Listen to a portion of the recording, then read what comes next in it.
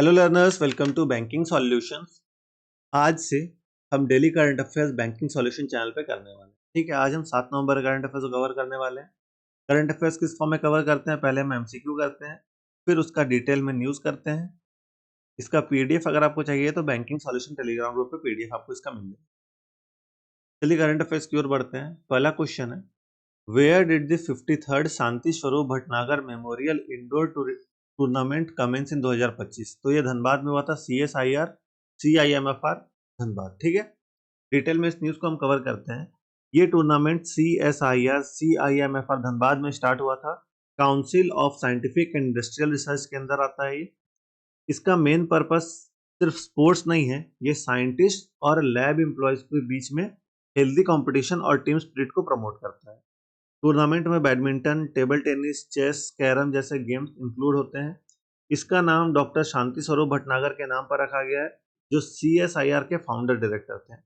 मतलब ये event science के साथ साथ स्पोर्ट्समैनशिप को एक फेस्टिवल की तरह बनाया जा रहा है। ठीक है, तो यहाँ पे आप इसका वन लाइन समरी देख सकते हैं और जो भी प्रोबेबल क्वेश्चन है यहाँ पे आपको दिख रहे हैं। ठीक है, अगले क्वेश्चन की ओर हम बढ़ते हैं।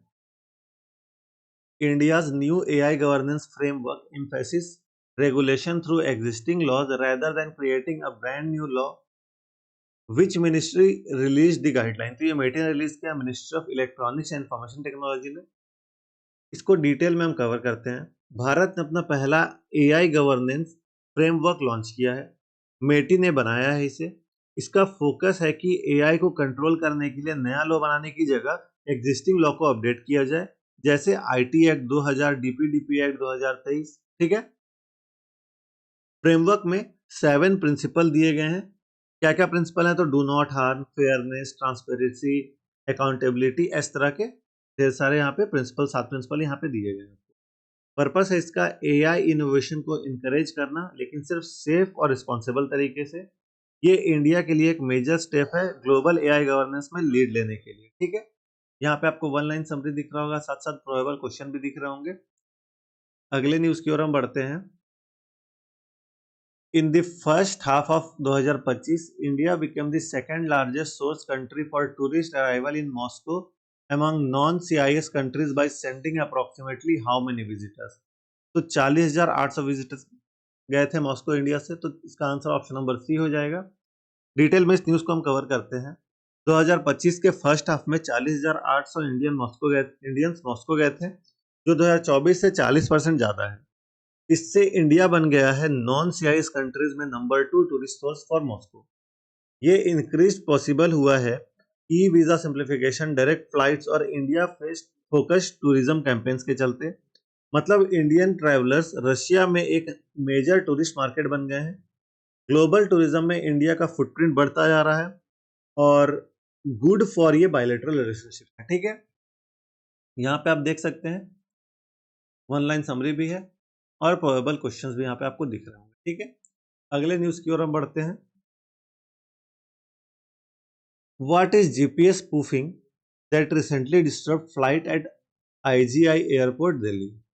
देखिए, ब्लॉकिंग ऑफ GPS सिग्नल तो एयरक्राफ्ट लूज नेविगेशन नहीं, transmitting false GPS signal to mislead navigation system, ये सही आंसर होगा ऑप्शन नंबर बी। ठीक है, दिल्ली के IGI एयरपोर्ट में फ्लाइट्स को फेक GPS सिग्नल मिल रहे हैं, इससे प्लेन्स के नेविगेशन सिस्टम मिसलीड हो गए हैं। 7 फ्लाइट्स डाइवर्ट करनी पड़ी है जयपुर और दूसरे एयरपोर्ट्स पे। ये हुआ क्योंकि एयरपोर्ट का ILS यानी कि इंस्ट्रूमेंट लैंडिंग सिस्टम अपग्रेड हो रहा है, जो प्लेन्स GPS पे डिपेंड कर रहे थे। ठीक है, और ऑथोरिटीज ने पायलट को अलर्ट भी किया था कि वो क्रॉस चेक करे GNSS डेटा और मैनुअल सिस्टम का यूज करके। ठीक है, GPS स्पूफिंग का मतलब होता है फेक सैटेलाइट सिग्नल भेजना ताकि नेविगेशन गलत हो जाए। ये एविएशन के लिए एक सीरियस रिस्क है। ठीक है, यहाँ पे आप वन लाइन समरी देख सकते हैं और साथ ही साथ अगले न्यूज की ओर हम बढ़ते हैं। ठीक है, Alex ओवेटचिन became the first player in NHL history to score how many career goal? तो 900 career goal बना लिया इन्होंने। ऑप्शन नंबर सी इसका सही आंसर होगा। डिटेल में इस न्यूज को हम करते हैं। एलेक्स ओवेटचिन ने 5 नवंबर 2025 को अपना 900th करियर गोल बनाया। ये एनएचएल में पहली बार हुआ है। इससे पहले रिकॉर्ड वायन के पास था टोटल 894 गोल्स का। ठीक है, ओवेचकिन वॉशिंगटन कैपिटल के कैप्टन हैं और उनको द ग्रेट 8 कहते हैं। 40 साल की एज में वो भी टॉप परफॉर्मेंस दे रहे हैं, अनपैरेलल कंसिस्टेंसी और फिटनेस। ठीक है, ये माइलस्टोन उन्होंने हॉकी हिस्ट्री में GOAT greatest of all time category में लाया है। ठीक है, ऑप्शन तो मैंने आपको बता ही दिया। यहाँ पे वन लाइन समरी दिख रहा होगा, साथ साथ जो भी प्रोबेबल क्वेश्चन बनते हैं यहाँ पे आपको दिख रहे होंगे। ठीक है, अगले न्यूज की ओर हम बढ़ते हैं। Who topped the Edelgive Hurun India philanthropy list 2025 with a donation of approximately 2708 crore rupees. ठीक है, इसका आंसर हो जाएगा शिव नाडर एंड फैमिली। ये इंपॉर्टेंट क्वेश्चन है, हुरून रिपोर्ट से क्वेश्चन आपके एग्जाम में बनते हैं। ठीक है, डिटेल में इस न्यूज को हम कवर करते हैं। शिव नाडर एंड फैमिली ने 2708 करोड़ रुपीस का डोनेशन करके इंडिया के नंबर 1 फिलेंथ्रोपिस्ट बन गए हैं।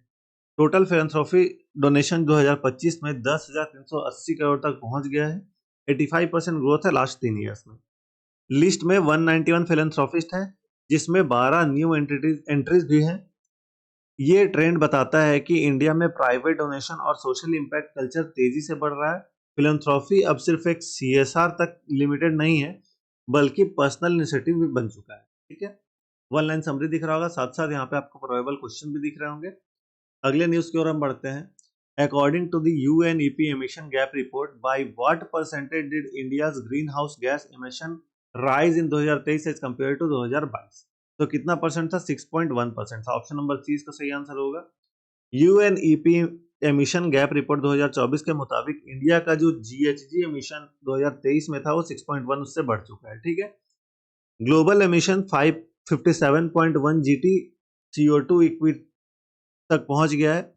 ये रिकॉर्ड हाई है। ठीक है, अभी तक का सबसे हाई रिकॉर्ड है। इंडिया का ये इंक्रीज सबसे ज्यादा मेजर कंट्रीज में था, पर कैपिटा एमिशन अभी भी लो है। ये शो करता है कि हमें डेवलपमेंट और सस्टेनेबिलिटी को बैलेंस करना होगा। पेरिस एग्रीमेंट टारगेट अचीव करने के लिए इंडिया को ग्रीन ट्रांजिशन फास्ट करनी होगी। ठीक है, यहाँ पे आप डिटेल में न्यूज देख सकते हैं, साथ ही साथ प्रोबेबल क्वेश्चन जो यहाँ पे आपको दिख रहा होगा। ठीक है, लास्ट न्यूज की ओर हम बढ़ते हैं। Who has been appointed as the head coach of RCB women team ahead of WPL 2026? तो ऑप्शन नंबर 20 का सही आंसर होगा मलोलन रंगारंजन। ठीक है, ऑप्शन नंबर 20 का सही आंसर है। डिटेल में इसको करते हैं। मलोलन रंगारंजन फॉर्मर तमिलनाडु ऑलराउंडर अब RCB वुमेन टीम के लिए हेड कोच बन गए हैं। ये लूक विलियम्स को रिप्लेस कर रहे हैं, जिन्होंने RCB को WPL 2024 टाइटल जिताया था। मलोनन RCB के साथ 6+ साल से कनेक्टेड है। टैलेंट स्काउटिंग और स्ट्रेटेजी में इंपॉर्टेंट रोल था इनका। अब उनके अंडर RCB WPL 2026 के लिए new phase of rebuilding and planning start कर रही है। ये अपॉइंटमेंट टीम के लॉन्ग टर्म विजन को कंटिन्यूटी और स्ट्रॉन्ग बनाता है। ठीक है, यहाँ पे आप वन लाइन समरी देख सकते हैं और यहाँ पे प्रोबेबल क्वेश्चन भी दिख रहे होंगे।